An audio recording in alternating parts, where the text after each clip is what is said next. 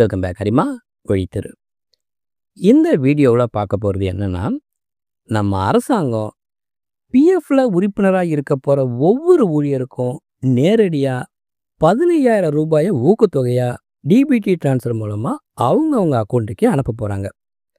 அது மட்டும் இல்லாமல் வேலை கொடுக்குற முதலாளிக்கு வேலையில் சேர்ற ஒவ்வொரு ஊழியரின் சார்பாக அதிகபட்சம் 3,000 ரூபாய் அந்த முதலாளிக்கு கிடைக்க போகுது.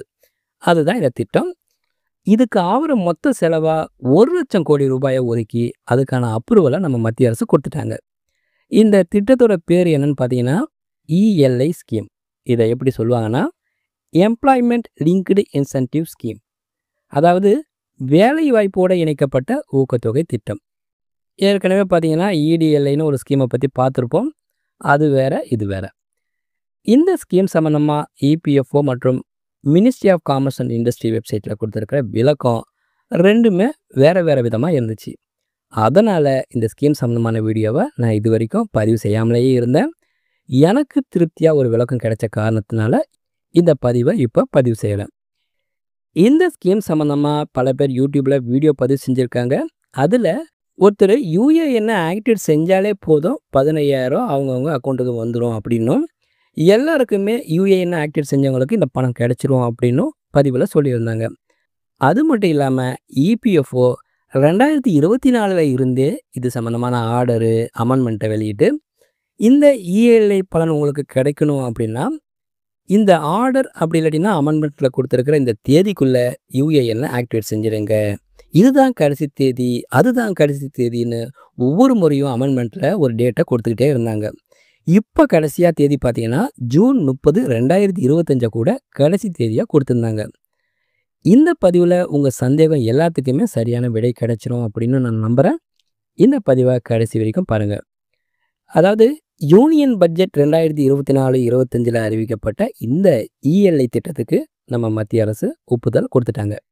இதில் பிளான் ஏ, பிளான் பின்னு 2 வகை இருக்குது. ஃபஸ்ட்டு பிளான் ஏவை பற்றி பார்ப்போம். பிளான் ஏ அப்படின்றது incentive to first time employees, அதாவது புதுசாக வேலைக்கு சேர்றவங்க, அதாவது எந்த ஒரு நிறுவனத்துலேயும் வேலைக்கு சேர்ற அப் டு 1,00,000 ரூபாய் வரைக்கும் சம்பளம் வாங்குறவங்களுக்கு வெகுமதியாக நம்ம அரசு 15,000 ரூபாயை 2 தவணையாக கொடுக்க போகிறாங்க. இந்த தவணையை பார்த்தீங்கன்னா 6 மாதம் வேலையை தொடர்ந்த பின்னாடியும், 2வது தவணையை 12 மாதம் கழித்து 2வது தவணையையும் தொழிலாளியுடைய பேங்க் அக்கௌண்ட்டுக்கு நேரடியாக டிபிடி டிரான்ஸ்ஃபர் மூலமாக அனுப்ப போகிறாங்க. இந்த 2வது தவணையை வாங்கணும் அப்படின்னா அந்த தொழிலாளி ஒரு ஆன்லைன் ஃபினான்ஷியல் லிட்ரஸி கோர்ஸை முடிக்கணும். அப்போ தான் இந்த 2வது தவணையை வாங்க முடியும். இந்த தொகையை நீங்கள் உடனேவும் எடுக்க முடியாது.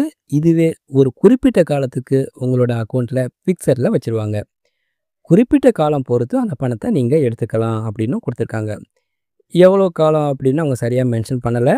இது வரைக்கும் வந்த தரவுகள் அடிப்படையில் 1 வருஷம் கழித்து இந்த பணத்தை நீங்கள் எடுத்துக்கலாம் அப்படின்னு நான் நினைக்கிறேன். அடுத்து பிளான் பி. இபிஎஃப்ஓவில் தன்னோட நிறுவனத்தை பதிவு செஞ்ச முதலாளிக்கு ஒவ்வொரு ஊழியரின் சார்பாக 3,000 ரூபாயை மாதமும் ஊக்கத்தொகையாக நம்ம அரசு தரப்போகிறாங்க. அதாவது தாங்கிட்ட புதுசாக வேலைக்கு சேர்ந்த ஊழியருக்கு அந்த முதலாளி 10,000 ரூபா சம்பளம் தராருன்னு வச்சுக்கோங்க. அந்த ஊழியரின் சார்பாக அந்த முதலாளிக்கு நம்ம கவர்மெண்ட்டு 1,000 ரூபாயை கொடுப்பாங்க. இதுவே ஒரு ஊழியருக்கு 10,000 20,000 வரைக்கும் சம்பளத்தை அந்த முதலாளி தராருன்னு வச்சுக்கோங்க. அந்த முதலாளிக்கு நம்ம அரசாங்கம் 2,000 ரூபாயை ஊக்கத்தொகையாக ஒவ்வொரு மாதமும் கொடுப்பாங்க. இதுவே ஒரு ஊழியருக்கு 20,000 1,00,000 ரூபாய் வரைக்கும் சம்பளத்தை அந்த முதலாளி கொடுக்கறதா இருந்தால் நம்ம அரசாங்கம் அந்த முதலாளிக்கு 3,000 ரூபாயை ஊக்கத்தொகையாக ஒவ்வொரு மாதமும் கொடுப்பாங்க. இந்த பலன் பார்த்திங்கன்னா 2 வருஷம் வரைக்கும் கொடுப்பாங்க அப்படின்னு கொடுத்துருக்காங்க. இதுவே மேனுஃபேக்சரிங் செக்டராக இருந்துச்சுன்னா அவங்களுக்கு 3-4 வருஷம் வரைக்கும் நீட்டிக்கப்படலாம் அப்படின்னு இந்த ஆர்டரில் கொடுத்துருக்காங்க. ஒரு சிறு நிறுவனத்தை நடத்துகிற ஒரு முதலாளிக்கு இந்த பெனிஃபிட்ஸ் கிடைக்கணும் அப்படின்னா அவர் குறைஞ்சபட்சம் 2 பேரை புதுசாக வேலைக்கு சேர்க்கணும். இதுவே பெரிய நிறுவனத்தை நடத்துகிற முதலாளிக்கு இந்த பெனிஃபிட்ஸ் கிடைக்கணும் அப்படின்னா அவர் குறைஞ்சபட்சம் 5 பேரை வேலைக்கு புதுசாக சேர்க்கணும்.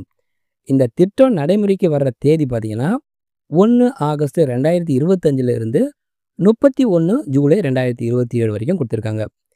இந்த குறிப்பிட்ட தேதியில் புதுசாக வேலை வாய்ப்புகளை உருவாக்குறவங்களுக்கு புதுசாக வேலையில் சேர்றவங்களுக்கும் இந்த நன்மை கிடைக்கும் அப்படின்னு பிஐபி தன்னோட வெப்சைட்டில் கொடுத்துருக்காங்க. இந்த விளக்கம் உங்களுக்கு பிடிச்சிருக்கும்னு நம்புகிறேன். பல பேருடைய சந்தேகம் தீர்ந்திருக்கும்னு நம்புகிறேன். இந்த பதிவு உங்களுக்கு பிடிச்சிருந்துச்சுன்னா லைக் பண்ணுங்கள், சேனலை சப்ஸ்கிரைப் பண்ணுங்கள். மீண்டும் பயனுள்ள அடுத்த பதிவில் சந்திப்போம். நன்றி, வணக்கம்.